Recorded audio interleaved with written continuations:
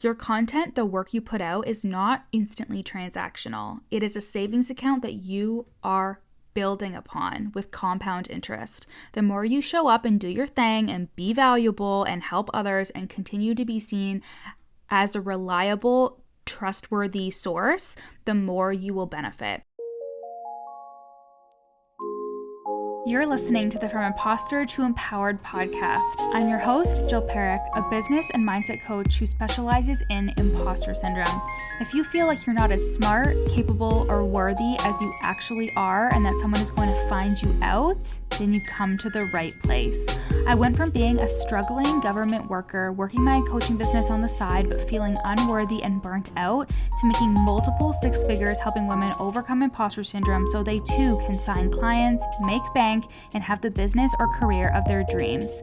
I am nothing special. I have a stuttering disability, ADHD, and I struggle with anxiety and depression. So if I can learn how to feel good enough and overcome my inner imposter, then so can you. Let's dig in. Hi, my loves. Welcome back to the From Imposter to Empowered podcast. I am so happy to have you here. I am Jill Perrick, business and mindset mentor for entrepreneurs, helping you overcome imposter syndrome so you can make bank in your business. And we have kicked off the Fraud Squad last week, which is my 12-week mastermind. And you guys, I'm so obsessed with the women inside of this fucking mastermind. I just love them so much. They're going to be making some huge moves. The energy inside this container is already electric, and they are on their way to feeling worthy of creating and normalizing 5-figure months. And I know you're wondering what offers I have going on right now. So if you want to head to the show notes and click the link to my Instagram, there you will find my website links and what I'm currently selling. I have a couple of low ticket bundles like the Boss Hypnosis Bundle, which is only $44 and is for you to massively shift your beliefs around imposter syndrome, comparison, confidence in selling, and money mindset. And if you're ready to take this work even deeper, I am taking on coaching clients in Voxer. So this is a 3-month container for us to focus on your content, worthiness when it comes to sales, success, and money. So we will start with a 90-minute deep dive on Zoom to go over everything that you want to accomplish and improve on. And then we get to work in Voxer for 3 months. So send me a DM on Instagram at yourcoachjill so you can snag one of those September spots. Now let's get into the episode. This episode was inspired by a Voxer client actually, and she sent me a message and was like, someone that's been on my email list for months booked a call with me. She's never interacted with me before, and now she's booking a call for one-to-one coaching, which is $6,000 by the way. And let me tell you, my friends, this has happened to me so many times. I've gotten applications or DMs from people who were not on my radar whatsoever, but they were ready to work with me. And it got me thinking, how often are we attached to the people that we can see? How often are we basing our entire worth and our business's existence on only the people that we can see? And this is a common complaint in the coaching industry, right? Like, you think no one is watching your stories, your Instagram posts are getting shit engagement, your podcasts aren't getting a lot of downloads, etc. And you decide that your thoughts about these things are the truth. When in reality, it is fucking impossible to keep tabs on every single person who is thinking about working with you. And I highly recommend that you don't even try to do that, because you truly don't know what is going on inside someone's head. The customer journey for someone who works with you, yes, when they work with you, you'll be able to see how their customer journey came to be. But there is an entire process, an entire lead up to them working with you that you will never, ever fucking see. When they're sitting on their couch looking at your Instagram posts on a Saturday night, and they're totally resonating with everything that you're saying. When they're listening to your podcast on their hot girl walks every single day in the months leading up to reaching out to you. I had someone join the Fraud Squad who was like, I binged your whole podcast last summer. I had someone who joined the Fraud Squad that had a peer coaching call with me because we were in the same mastermind together, and she's been thinking about working with me ever since. And you will only ever know of someone's customer journey when they fucking apply to work with you. So I want to take one of my clients here as an example. She started with a low ticket offer and then became a one-to-one client. Another client came out of nowhere. She hadn't consumed much of my content at all, but she just made the decision to work with me one-to-one. Another client went from a group program to a single session to another group program to working with me in one-to-one. Every customer journey is different, but what they all have in common is that their customer journey started long before they reached out to me or before they applied to work with me. It starts with the first thought of, maybe I want to work with Jill. And like I said, it's pretty impossible to keep tabs on all of the people who could potentially turn into clients. And I don't think that you should, because the only thing that it's doing is providing you with a false sense of security and safety, just like your vanity metrics and engagement stuff on Instagram. It is not a business practice that is going to make you money. It is a security blanket and a false sense of validation, because otherwise, you're not receiving it, and that freaks you out. Your need for validation, praise, and acknowledgement is a very human thing. Let me just say that. There's actually nothing wrong with wanting validation. There's nothing wrong with craving it, craving reassurance, etc.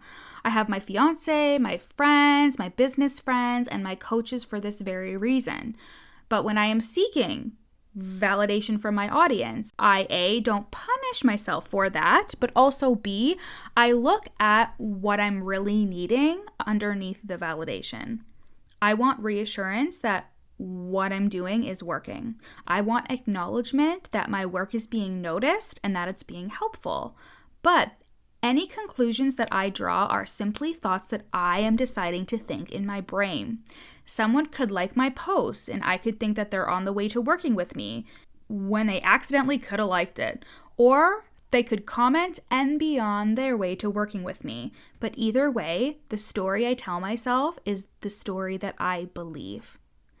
So many business coaches create rules and guidelines for assessing your progress. I recently uploaded a post where I was like, I don't get any DMs. Like, my Instagram inbox is very few and far between, yet I have a roster full of clients and 5-figure months, right? But back in 2020, business coaches were talking about lead trackers and cold and warm and hot leads and how to engage and all of these things. And truthfully, I just see them as very complicated ways to occupy your brain with a false sense of security. Just like creating a spreadsheet for your budget. It might feel good to do that, but then you actually have to follow the budget for it to be effective. And this also leaves you feeling so attached to the outcome of these potential clients if you're tracking the people who you're talking to and nurturing an unhealthy attachment to an outcome that, again, this is just a story that you're telling yourself when it comes to that person.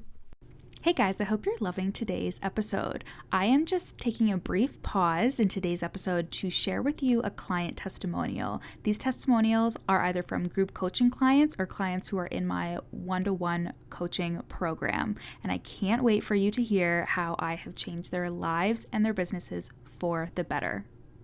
I hired Jill around 8 months ago because my thoughts were a little all over the place. I knew that I needed somebody to kind of go inside my brain and be like, what is wrong with me?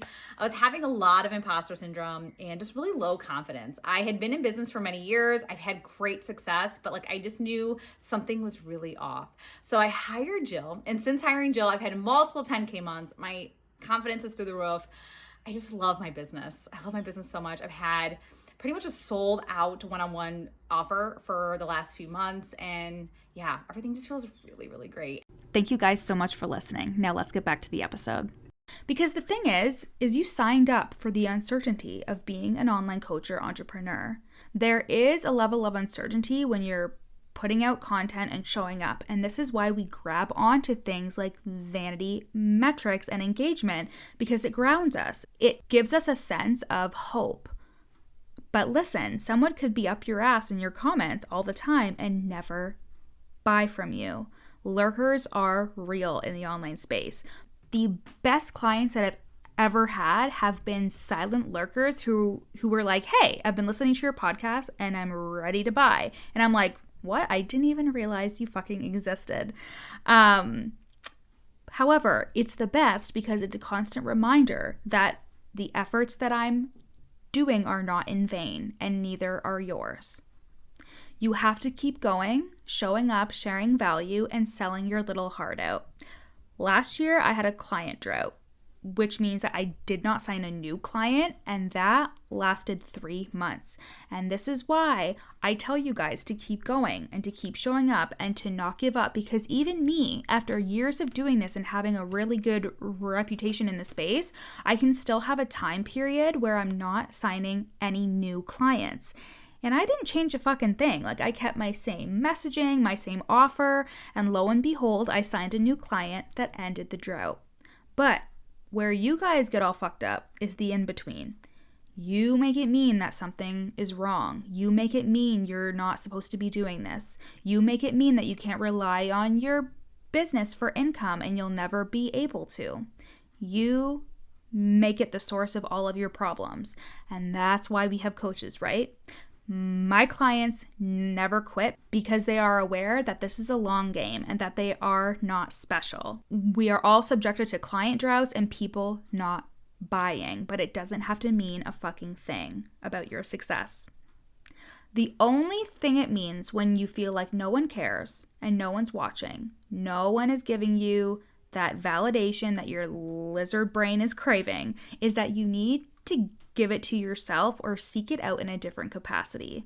Kind of like when I asked my fiance for the millionth time if he loves me. I know he does, but it's just very nice to hear 100 times a day.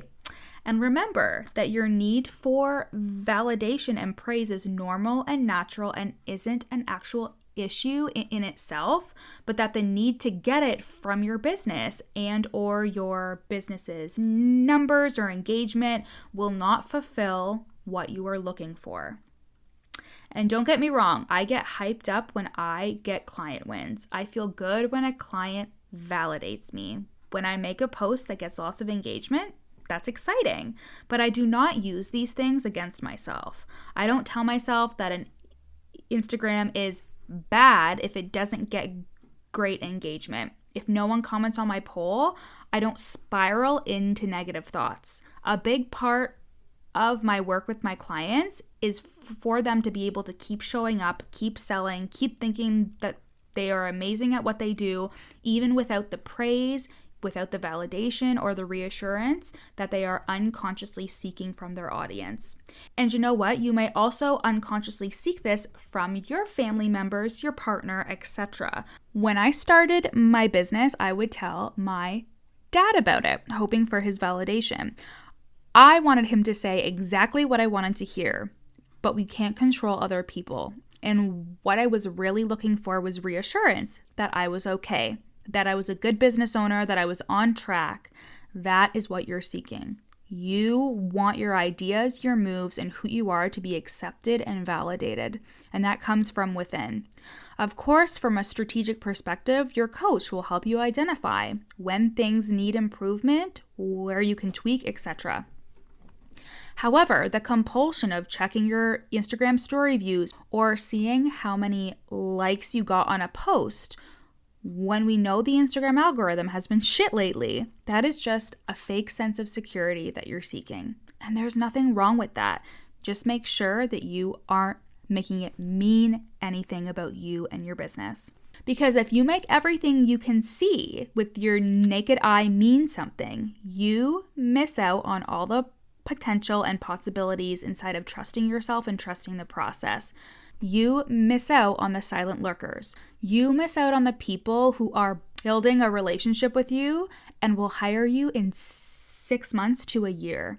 Your content, the work you put out, is not instantly transactional. It is a savings account that you are building upon with compound interest. The more you show up and do your thing and be valuable and help others and continue to be seen as a reliable, trustworthy source, the more you will benefit.